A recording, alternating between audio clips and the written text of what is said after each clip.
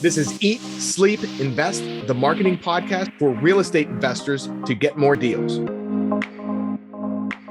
Hey, welcome back to another episode of Eat, Sleep, and Invest. I'm your host, Bryan Driscoll. I'm here with Mark Drager. Hey, what's going on, Mark? Bryan, we're doing this. It's happening. Oh, yeah, you know it. So Mark, I wanted to get him on here. He does hard things, right? So Mark's out there doing the things and picking hard things to do. Plus, he's also doing brand strategy. So actually, Mark, I'll let you give us a little background on like all you do, because you do a whole bunch of different stuff. Well, ask any entrepreneur what they do and they struggle to narrow it down to one thing. But essentially, 15 years ago, I started a creative agency. And so we spent the last 15 years helping brands and helping large companies and helping personal brands really be able to define who they are, what they stand for, connect with their audiences, understand all that, and then create really badass stuff. But along the way, because I'm a creative and I'm a strategist and I'm an entrepreneur, I got into podcasting 8 years ago. I like to just jump from project to project to project. And so, yeah, you mentioned We Do Hard Things or Doing Hard Things. That's my podcast. And I interview people over there to really help show why we can't just live in fear or doubt, why we have to be able to push through by doing those hard things. Yeah. And see, that's interesting for me. So give me some examples of hard things. Like, what are some hard things that you're doing and trying to accomplish? Well, it's all the things that hold me back are all the things that hold all of us back. So that's when we're feeling bold and courageous and we have a really big idea. And then there's that moment in our head where we go, I would have to, or I can't, right? I don't know, in your experience, the first person I ever had to fire, that was scary as hell. It was really, really hard. And now letting someone go, I've done it a lot of times. It's not so big of a deal. But this year I had to get like lawyers involved and we almost got into lawsuit over certain things. And I had to pay a 6-figure sum to be able to work through some staffing issues. That was a hard thing for me. That was a scary thing. Having a conversation with my wife where we have to sit down and look each other in the eye and be really honest with each other and say, like, are we happy or not happy? Most people don't have those kind of conversations. When you're in a job or a career and you realize the very things you were working for are now the things that keep you trapped. Most people will not do the hard things. They'll just simply stay trapped and miserable. Or when you want to start that new thing and you start and it's on a ride, but then you have a setback. Do you give up or do you push through? Are you willing to remortgage the house or even downsize your life because you know in 5 or 10 years it's going to pay off? Right? Like we all day, every day, we live in comfort. We avoid the things that scare the pants off of us because we just don't want to do the hard things. And then we complain when we don't get any results. That's so true too, man. I see so many people. It's like everyone wants to be comfortable. Yeah. Everyone doesn't want to do the things. It's like you have to get uncomfortable to grow. Like people, you have to be uncomfortable to get somewhere different, or you're going to keep getting the same results all the time. Dude, when we happened to meet each other at an event in Tampa a few months ago, and I saw you every morning in the gym. Yeah, how much fun was that? It wasn't fun at 5 a.m. And you're sitting there sweating and you're hustling away, and I'm like, okay, let's go for a 5K run, right? Like on a treadmill and just sit there for 26 minutes or however long the run is and just do it day after day after day. It's not fun, but do you feel better afterwards? Do you feel better when you're cutting weight, when your shirt size? I was an extra large. I'm now a medium. I was able to lose 70 pounds over a few years just by chipping away at it, by doing the hard things. Do you feel better? Are you happier? Are you healthier? That's what we're chasing in all areas of our life, whether it's health or relationships or work or finance or spirituality or wealth or whatever it is. Each one of these things requires us to do the things that are scary, difficult, or hard for us. Yeah. And you're right too, man, because it's different for everybody. It's the same, but it's different. Like you saw me, I'm in the gym this year. My goal is health. And I know you have a very similar story because you've already done this. But this year I'm like, hey, I'm going to do the same thing. I hired a personal trainer. I'm busting my ass, And your goal was what? A 6-pack. How much did you weigh? Well, I mean, am I heaviest? So 4 years ago, I finally was like, enough is enough. My wife and I, we took our kids to Disney and we're looking at photos of ourselves. And I had to buy it was winter time up in Canada. So I had to go out and go to the store and buy new clothes. And it was like, oh, my larges aren't fitting. I'm now into extra larges. And oh, my 38 size pants aren't fitting. I'm now going into 40s. And I had to go out and buy all this clothes. And then we're walking around for days and we're looking at photos of ourselves and we feel like garbage. We are embarrassed with the way we look. We hate everything about it. And we just didn't feel good. This trip we'd spent so much money on, we were just like, well, the kids had fun. We didn't. And we're like, that's enough. And so that was 4 years ago. And slowly, over time, I started working out. And then it became like 2 days a week. Then I joined a gym. And then it became 4 days a week. And then my diet got a little stricter and a little stricter. And you start to get into it when you see results. And, you have these seasons where for 3 or 4 or 5 weeks, you're really great. And then you go kind of fall off the bandwagon for a few months. And this is all normal. Last year, finally, I was like, I have got to finally hit my goal, because when I started this, I found a photo online of this dude with this before and after. And I kind of looked like the guys before. And I was like, well, I'm like, he looks similar build, similar maybe age. Like if he can go from that to that, I could do that. But 3 years in, I still didn't look like that after photo, right? Like I didn't look like it. And so I admitted to a few people that I just still wasn't happy. Yeah, I lost weight. And yeah, I felt good. And yeah, I was healthier. And my heart was better. And my cardio is better. And all this stuff is better. And that's great. But I still just didn't look like that after photo. And so I admitted this to some people. And I got connected with a trainer. I got a nutritionist. And we set this like 90-day challenge where it's like, okay, 38 years old, having never lifted weights, having never been on really a meal plan, having never done any of this stuff before in any kind of structured way. I'm going to go for 6-pack abs. It was the hardest thing I ever did in my life. It was so hard. And I did it. And even now looking back on it almost a year later, because it was a year ago this time, I'm like, I can't believe I did that. Sometimes I doubt, how did I do it? Was I even able to, I guess I'm the guy who did that. If I could do that, what else could I do? And that's the thing about doing hard things. It's like they start to stack. You start to break through and you realize I'm pretty badass. Yeah. And it's like a couple of things you said there too. Cause it's like, if somebody else can do it, you can do it. It's just, you got to do the shitty work. Like that's not fun. It is not fun dieting. It's not fun watching. It's not fun working. But if you do it, then you've reaped the rewards consistently. You want to know the craziest thing that I learned, which I still say to myself, but when this challenge started on March 1st of 2021, that's when the challenge started. By April 1st, 30 days, 4 weeks. In 4 weeks, everything changed. I went from, and I was pretty fit before. I was at like 16% body fat. I dropped it 3% body fat. I dropped something like 12 pounds of fat and weight. And in 4 weeks of being really focused and really disciplined, everything changed. The way that I felt, the way that I looked, what I knew I was capable of. And it was hard. It was a hard cut.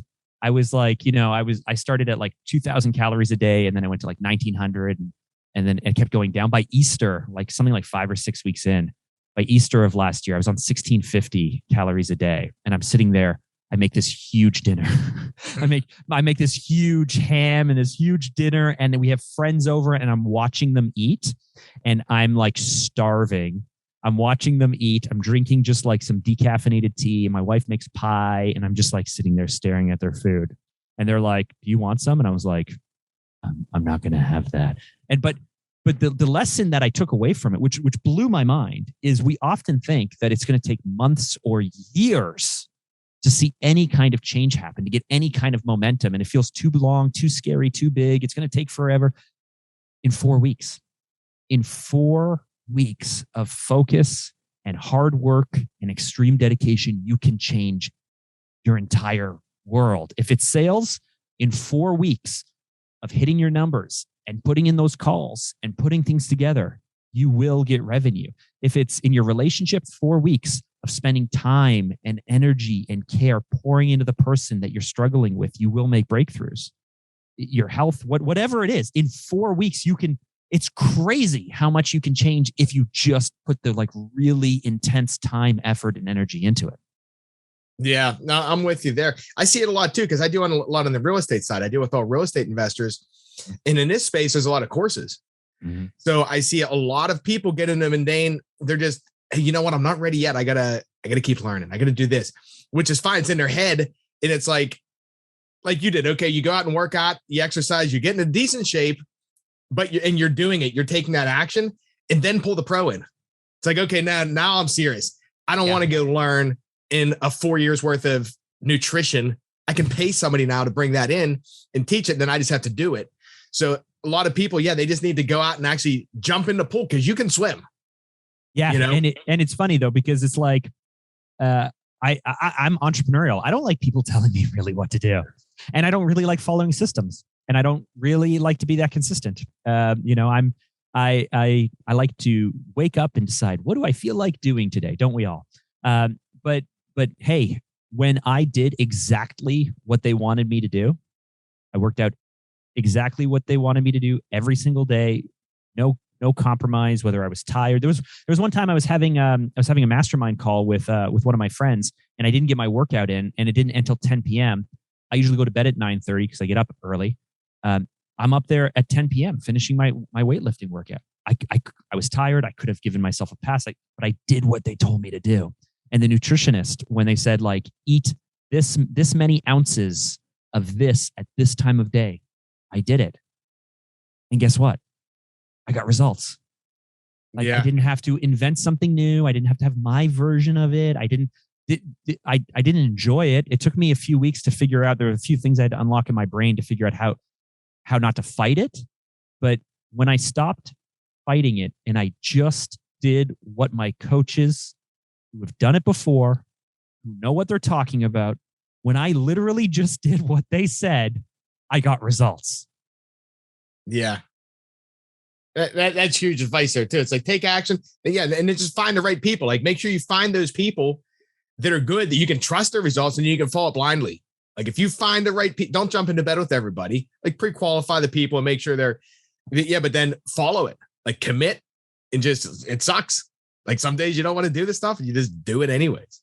Yeah. Can I share with you? I was really struggling the first few weeks in, and this whole challenge actually exposed that I didn't even realize I was living in a victim mentality.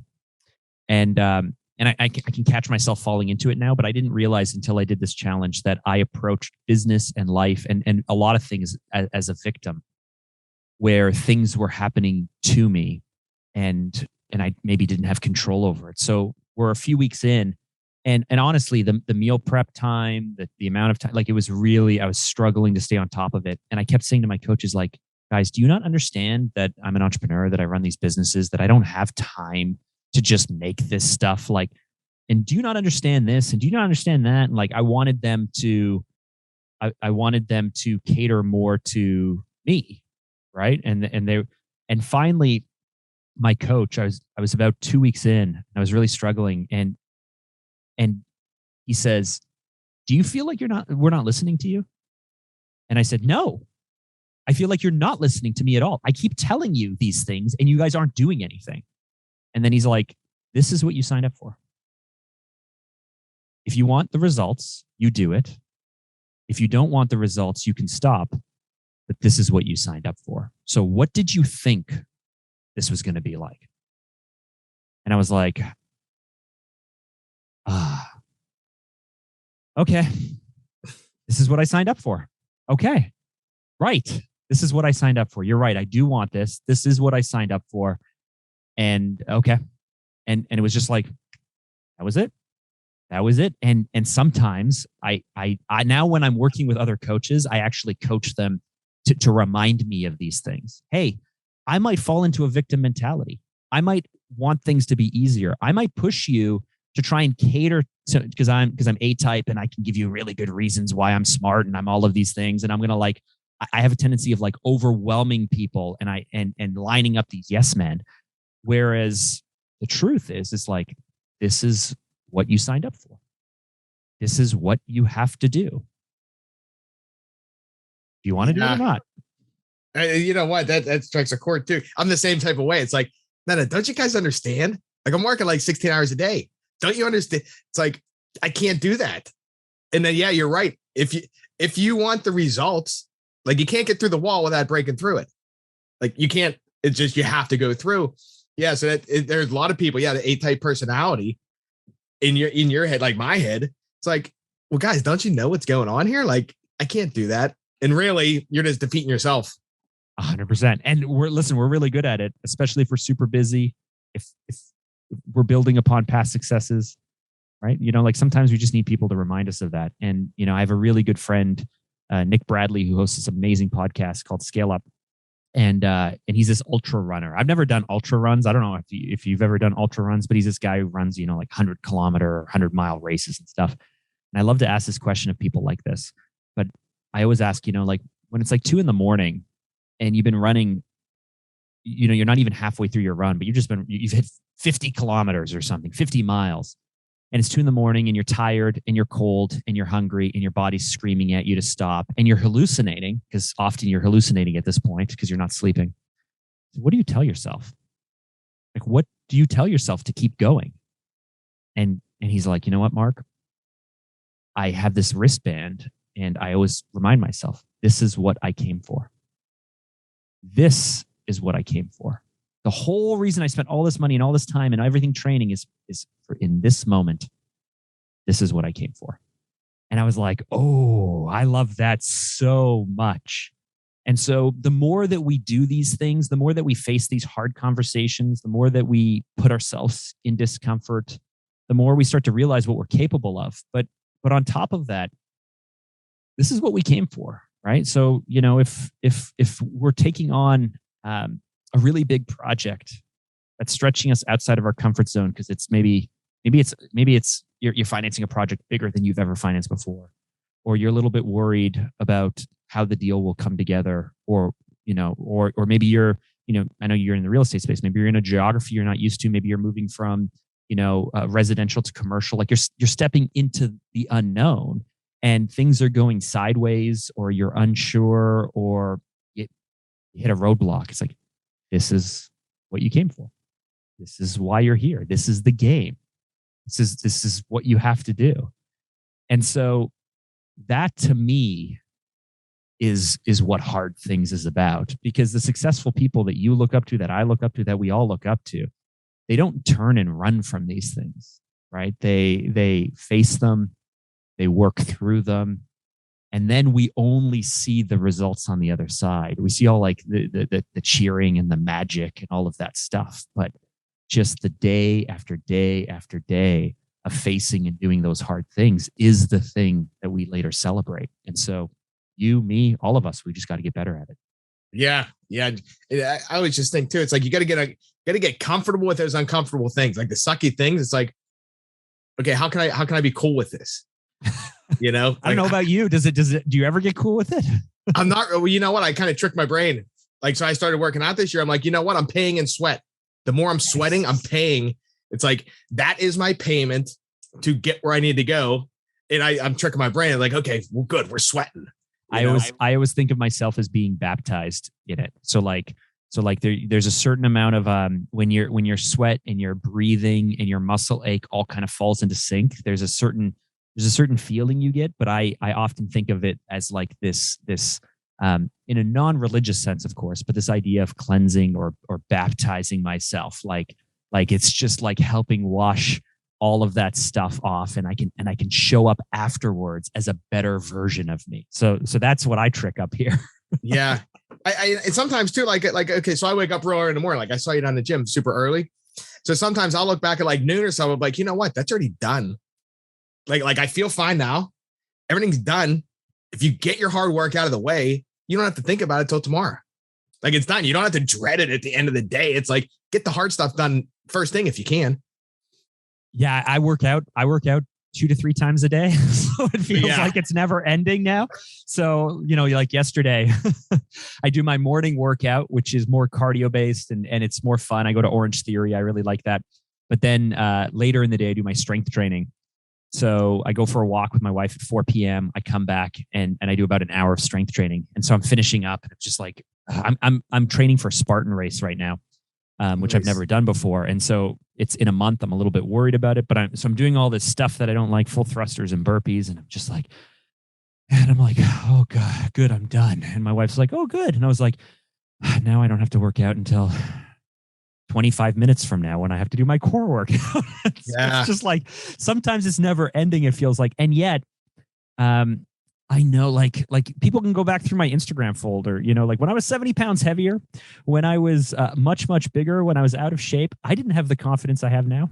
I didn't have the look I have now. I hadn't taught myself yet what I was capable of. And even today, this version of me, I'm training for this race I've never done. 6 months, a year from now, I'm going to be even better. And that's the thing. We are all on this journey if we keep pushing, if we keep trying, and we're all going to get better. Yeah. And you know what? That's interesting too, because so I know a lot of people, and we're going to talk, because you do a lot of help with people with branding, things like that too. Public speaking, podcasts, things like that are hard things for a ton of people. Yeah. It's like, you know what? I get in front. That's actually why I started a podcast, because I always blubbered in front of the camera. I'm like, I'm going to figure this out.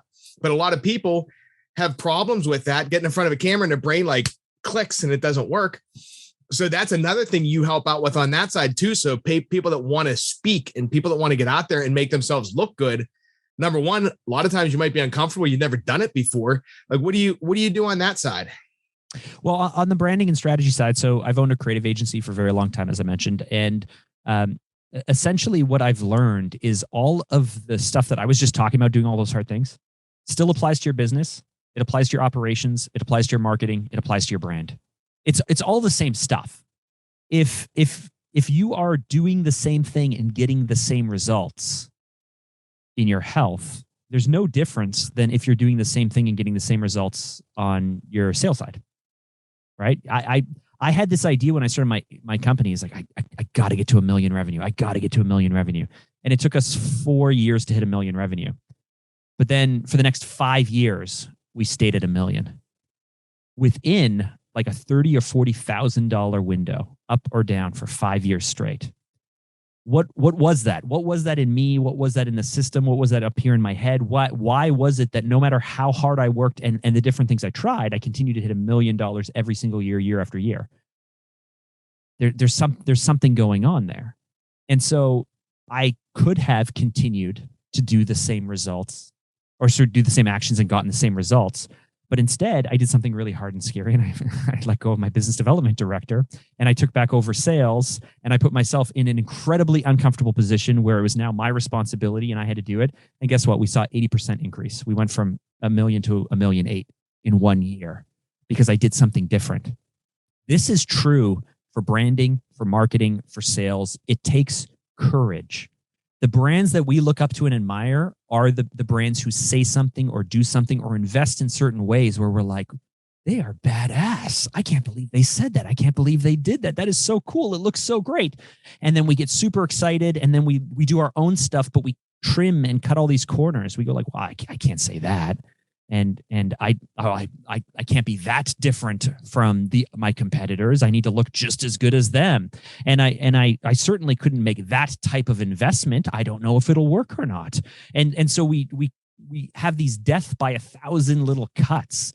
And then the thing we put out doesn't work because it's not really that unique. It's not really that bold. Our strategies we're not really fully investing in. And then we go, see, it didn't work. Well, why didn't it work? It didn't work because we weren't willing to stand out. We weren't willing to be bold. We weren't willing to say something that no one else can say. We weren't willing to die on a hill for something. We weren't willing to truly invest what it takes to make something work. And so the reason why I was like, I own a creative agency, and then I started podcasting, and it's all the same thing, is because what we do as we help people through the branding process is a lot of this is about really finding that thing that will make you unique, finding the thing that your audience wants to hear from you, and then looking at your competition to figure out what they're not doing so we can create a really unique opportunity for you. But we've developed this process, and we have access to data and analytics and research tools that honestly just make the people we're working with comfortable taking on that risk. You have to stand out. You have to be different. You have to stand for something. and you have to do things that are different than the things that you've always done. Otherwise, you're going to get the exact same results. So most of what we do is actually just finding that right thing, but then making sure that the people we work with are actually comfortable stepping out and doing that. And that is so key. Yeah. I guess being comfortable with it too, because if you're speaking, say you're in a podcast or speaking or making a video, if you're not comfortable with that message that you come up with, it's going to come across. Like you just got to be comfortable and ingrain it. Yeah. I mean, if we're talking about just specifically like podcasting or just specifically the tactics of stepping up on stage, I mean, it's going to come down to just doing it over and over and over and over and over again and getting better and better and better. I've been doing this for 7 or 8 years. This is We Do Hard Things is my third podcast. I've tried different styles, but even We Do Hard Things, we're a year and a half into it. We're about 73 or 74 episodes in, but we're on our 4th generation of content. We've overhauled what we do and how we do it 4 times. Because everything that we think is good, we suddenly a few months later, are kind of embarrassed by. We look at the analytics, we look at the data. I watch my footage back. I notice that I say certain things that I no longer want to say. I ask bumpy questions. And so it's about practice and knowing that you're not going to be good at it and wanting to get better. But if you want to stand out, if you want to build an audience, if you want to have a following, if you want to make an impact, if you want to help people, you can't do what everyone else is doing. And so it's that balance of doing something uniquely yours that helps you stand out, and then taking the action and getting better and better and better at it. See, those are some important things too. Like say working with somebody like you, like me, I wouldn't even know what to look for. Like when you're looking. So most people are so ingrained in their business. It's like some people, especially if you're still in hustle mode, it's like, oh, I can't take a step back to learn that stuff. But then someone like you, it could be like, okay, hey, you know what? These different things here, you can change these things when the entrepreneur is just running. So that's a good thing there.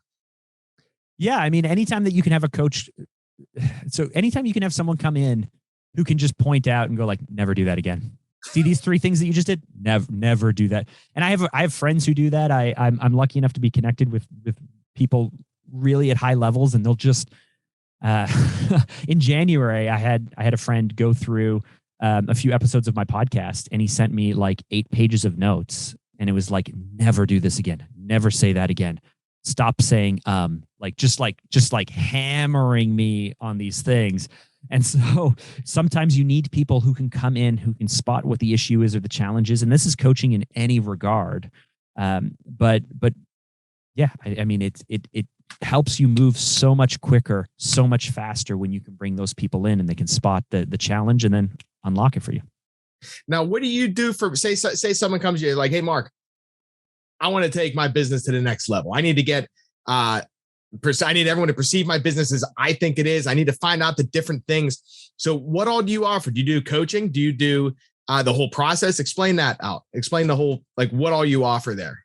Sure. So at Phanta Media is the agency that I own. We're a branding and creative agency. And so we help speakers and coaches, authors, and entrepreneurs develop a really unique brand. And the way we do that is we focus on 3 core elements. So our process is called Core 3 because of these 3 core elements. And I already kind of alluded to them first. The first is you, your vision, your voice. What do you want? What do you want to achieve? Your goals. So often people in hustle mode, entrepreneurs, even the companies, the corporate companies that we've worked with for years, they're kind of fuzzy on who they are, what they want. Some people think they're much better than they are. A lot of people actually think they're much worse than they are. And so we spend a lot of time working with you to make sure that we can actually crystallize all of the goals, all of the things that make you super unique, and we understand you. Now, once we understand you, the next step is we go out and do all of this advanced market research to find your audience or your customers. Who are they? Where are they? What are they doing? What do they care about? What are their preconceived notions? What are their fears? What are their desires? And once we understand what the audience wants, the last step is we do competitive intel.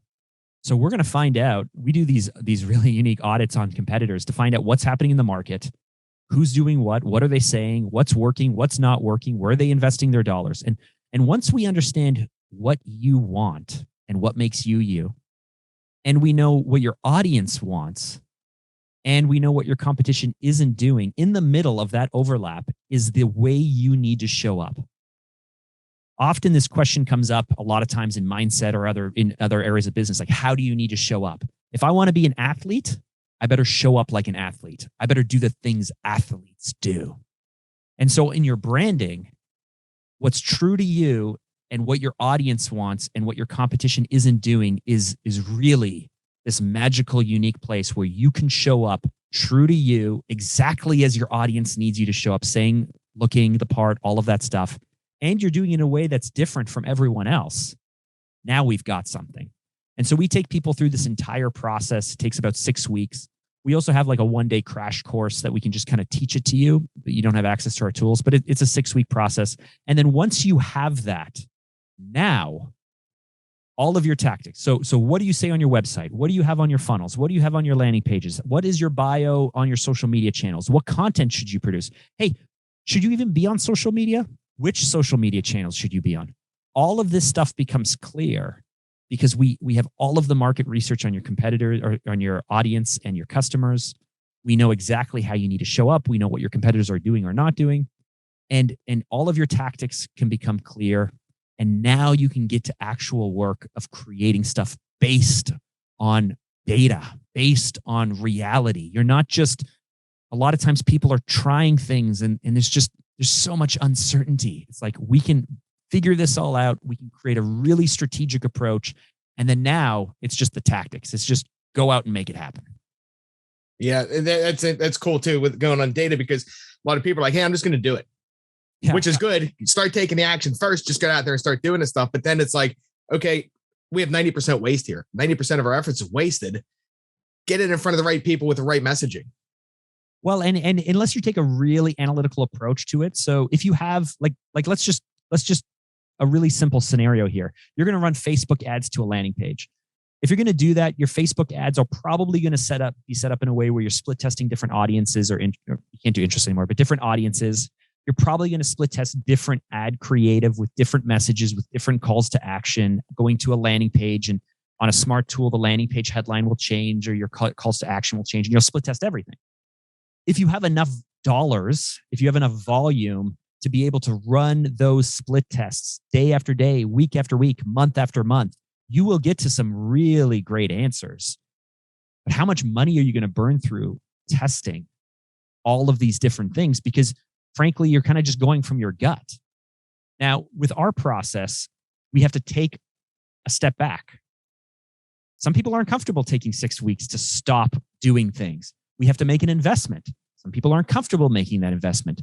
But once you're coming out of what we've developed for you, you're now not testing anything, because the challenge we run into is, what should you do when you can do anything? What's the right thing to do when anything could be the answer? And you almost don't know. You have to start with these like really big swings and narrow down slowly over time if you're running strategic marketing or if you're doing this with proper split tests for data. Our approach, yes, you still have to test, but you're so much further ahead because we've already done all of this work, and now you're just testing little nuances. You're not testing these huge, big swings with, are your customers on YouTube? Maybe. Are they on TikTok? I don't know. Are they on Facebook? Who knows? What are they reading? What do they care about? What are their age groups? What geographies do they live in? What are their household incomes? What do they care about? Are they left-leaning or right-leaning politically?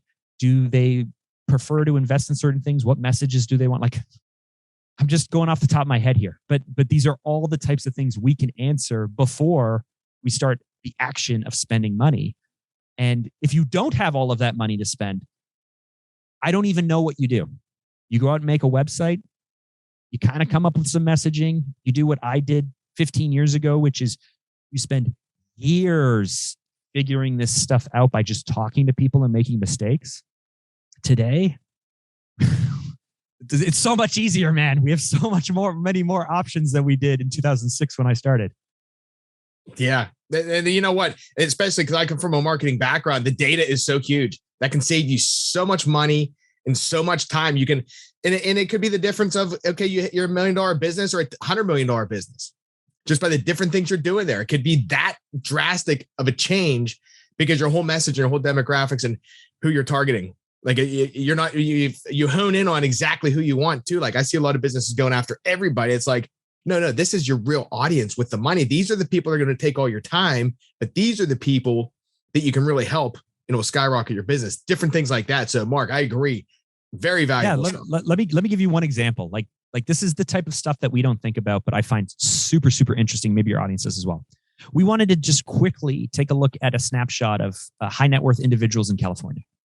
So we went into our market research tool and we said, okay, let's just look at high net worth individuals, people who have $250,000 household income and above, living in California. Tell me about them. 40% of them are Asian. I didn't know that. I don't know if you knew that. I don't know if anyone would realize that living in, and it makes sense, right? It's on the West Coast, but whatever. It makes sense to say, okay, so 40% of high net worth individuals, households that have above $250,000 in household income, come from an Asian background. Now, if I wanted to connect with those people, would that piece of information at least help me understand them a little bit better in terms of, I'm not from an Asian background, but if I were to market to that community, maybe just even the photos I select should probably include some people of Asian descent, right? Like, let's not just have the group stock shot with everyone looking happy. Let's make sure that the people we want to connect with are represented just even in the photos that we're using. Or maybe there's something even deeper to this culturally, and this is just one example of one question for one geography for one audience. We had a client who developed this thing for Tesla owners. Super, super cool. We could go anywhere. We could do anything with this. It could be sold anywhere in the world. But we only have so many advertising dollars. So what we did was we looked at the density of charging stations for electric vehicles. Certain geographies, zip codes, or states had far more density of charging stations. If they have more charging stations, they probably have more electric vehicles. They have more electric vehicles, they probably have more Model 3s. Our thing was for a Tesla Model 3. We should probably spend our money there, not in an area with no population of chargers, right? So like some of the questions we're asking, again, we're a branding company, but we need to make sure that we're branding the right things to the right people and that we're developing strategies that just make sense. Yeah. And that stuff, it's huge. Yeah. Like even look at the population of that. It's like, okay, why would we market there? There's no one there that has something that could use what we have. Exactly. Yeah.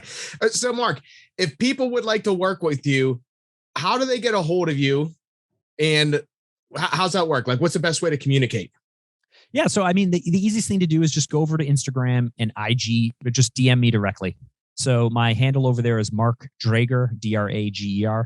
If you want to check out our agency, Phanta Media, we're at Phanta.com. That's PHANTA.com. We're also on YouTube and LinkedIn and all of these other places. But if you just want to reach out to me directly, I don't have a bot. I don't have a VA set up or any of that stuff. If you DM me on Instagram, that's coming to me. And if you want to check out the agency, Phanta.com. Cool. And then how about your podcast? How do they find that? Just type in We Do Hard Things. Yeah. If you Google me, if you go over to YouTube, We Do Hard Things, if you look up any of the apps where you can listen to these types of things, We Do Hard Things with Mark Drager, you can easily find me. All right, cool, man. Hey, thanks a lot for coming on. This was awesome. Oh, Bryan, thanks for having me. Good stuff, man. Hey, and everyone out there, I hope this was beneficial and go out and close some deals.